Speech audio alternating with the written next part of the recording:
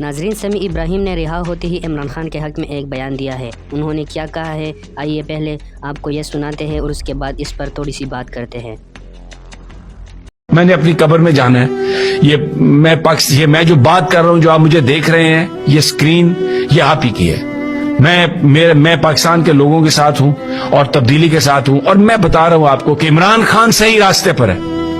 عمران خان نے کچھ غلط نہیں کیا، عمران خان کا کوئی قصور نہیں ہے۔ عمران خان پاکستان سے پیار کرتا ہے، پاکستان کے اداروں سے پیار کرتا ہے، پاکستان کی فوج سے پیار کرتا ہے۔ آج تک تحریک انصاف نے نہیں کہا کہ آپ کسی فوجی پر، کسی فوجی انسٹالیشن پر، کسی جگہ پر حملہ کریں۔ ان کو بدنام کرنے کے لیے کھیل رچایا گیا، اور اب اس آگ میں سب جل رہے ہیں۔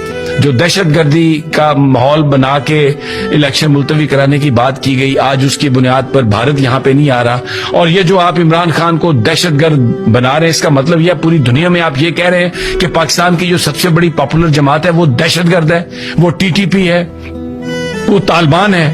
یہ کیا میسج دے رہے ہیں آپ یہ چاہتے ہیں کہ جو پاکستان میں جو لوگ آ رہے ہیں باہر سے، وہ رک جائیں کہ جو سب سے بڑی جماعت ہے وہ دہشت گرد ہے؟ پاکستان میں دہشت گردوں کی حکومت بنے گی اگر الیکشن ہوئے؟ مت کریں ایسا، اپنے پیٹی انٹرسٹ کے لیے پاکستان کو تکلیف مت پہنچائیں۔ ناظرین، آپ لوگوں نے سمیع ابراہیم کی باتیں سن لی۔ اب ذرا میں 2-3 باتیں کہنا چاہتا ہوں۔ سمیع ابراہیم صاحب نے کہا کہ حکومت صرف الیکشن سے بچنے کے لیے کوئی بھی حربہ استعمال کر سکتا ہے، یہاں تک کہ عمران خان کو دہشت گرد بھی ڈکلیئر کیا جا سکتا ہے۔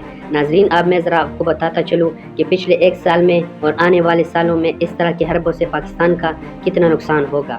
سب سے پہلے بات کرتے ہیں سویڈن کا۔ سویڈن نے اپنا سفارت خانہ پاکستان میں بند کر دیا۔ ان کا کہنا ہے کہ پاکستان سیف ملک نہیں ہے۔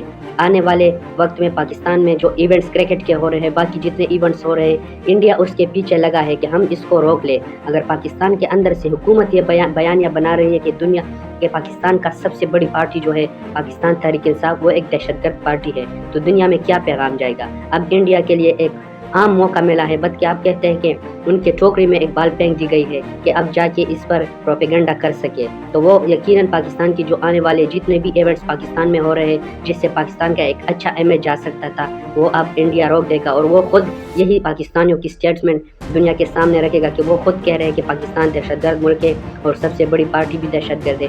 تو اس طرح کی باتوں سے پاکستان کا نقصان ہوگا، پاکستانیوں کا نقصان ہوگا۔ ہمارے سیاستدانوں کا صرف وہ جو چھوٹا سا مقصد ہے یا جو چھوٹا سا مفاد ہے، ان کے لیے پاکستان کا اتنا بڑا نقصان ہوگا۔ پاکستانیوں، اب یہ فیصلہ آپ پر ہے کہ آپ اس کے بارے میں آپ کیا ریئیکشن دیتے ہیں اور کیا رائے رکھتے ہیں۔